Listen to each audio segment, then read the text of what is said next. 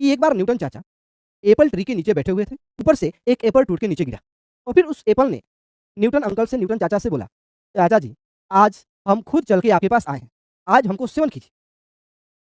तो न्यूटन चाचा को उस सेवन करने में कोई इंटरेस्ट नहीं था। लेकिन इस बात में उनको इंटरेस्ट आया, ये खुद चल के मेरे पास क्यों आया है? या ये खुद चल के मेरे पास क्यों आया है?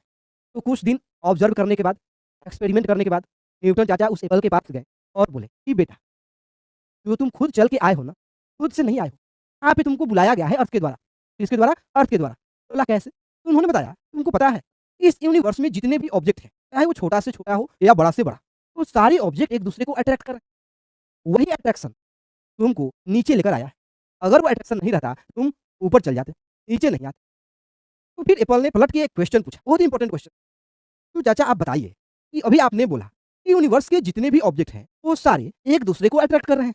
इसका मतलब अर्थ ने हमें अट्रैक्ट किया, तो हमने भी अर्थ को अट्रैक्ट किया होगा। चाचा ने बोला, हाँ, तुमने तो अट्रैक्ट किया है।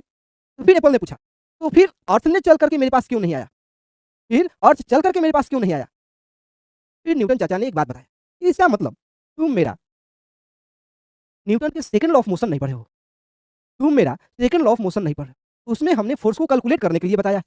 उसमें क्या हमने बताया है? फोर्स को कैलकुलेट करने के लिए बताया है। उन्होंने बताया है कि फोर्स इक्वल टू होता है मास इनटू एक्सेलरेशन, और एक्सेलरेशन कब प्रोड्यूस होगा, ये दो चीज पे डिपेंड करता है, फोर्स और मास पे। एप्पल और अर्थ के बीच का जो फोर्स है, वो दोनों सेम है। क्या है? फोर्स ऑफ जो एप्पल है, वो बराबर है फोर्स ऑफ किसके? अर्थ के। कैसे? तो न्यूटन के थर्ड लॉ से, every action has equal and opposite reaction. अगर अर्थ ने एप्पल पे फोर्स लगाया है, तो एप्पल भी उतना ही अमाउंट में, उतना ही मैग्नीट्यूड से क्या किया है? अर्थ पे फोर्स लगाया है। लेकिन फोर्स तो बराबर है, या तुम्हारे और अर्थ के बीच का मास बराबर है? तो एप्पल ने बोला नहीं। एप्पल ने बोला कि हमारा मास अर्थ के मास से क्या है? कम है। फिर न्यूटन ने बोला यही आंसर है। अर्थ तुम्हारे पास इसलिए नहीं चल के आया क्योंकि उसका मास क्या है? ज़्यादा है। एक्सेलरेशन दो फैक्टर पे डिपेंड करता है, फोर्स और मास पे। तुम्हारे और अर्थ के बीच का फोर्स क्या है? सेम है, लेकिन मास अर्थ का क्या है? बड़ा है। जो मास अर्थ के पास बड़ा है, तुम उसमें एक्सेलरेशन प्रोड्यूस नहीं कर पाए। लेकिन जो अर्थ ने तुम्हारे ऊपर फोर्स लगाया, वो तुम्हारे मास कम होने के कारण वो तुमको क्या कर लिया? अट्रैक्ट। क्या कर लिया? अट्रैक्ट कर लिया। कोई दिक्कत?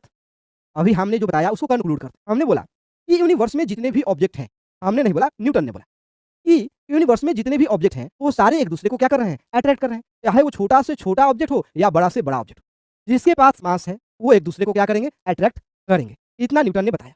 और ये अट्रैक्शन, जितना फोर्स अर्थ ने एप्पल पे लगाया है, उतना ही फोर्स एप्पल ने अर्थ पे लगाया है। लेकिन एक्सेलरेशन किस में प्रोड्यूस होगा, ये डिपेंड करता है अब किसका मास ज़्यादा है और किसका मास कम है।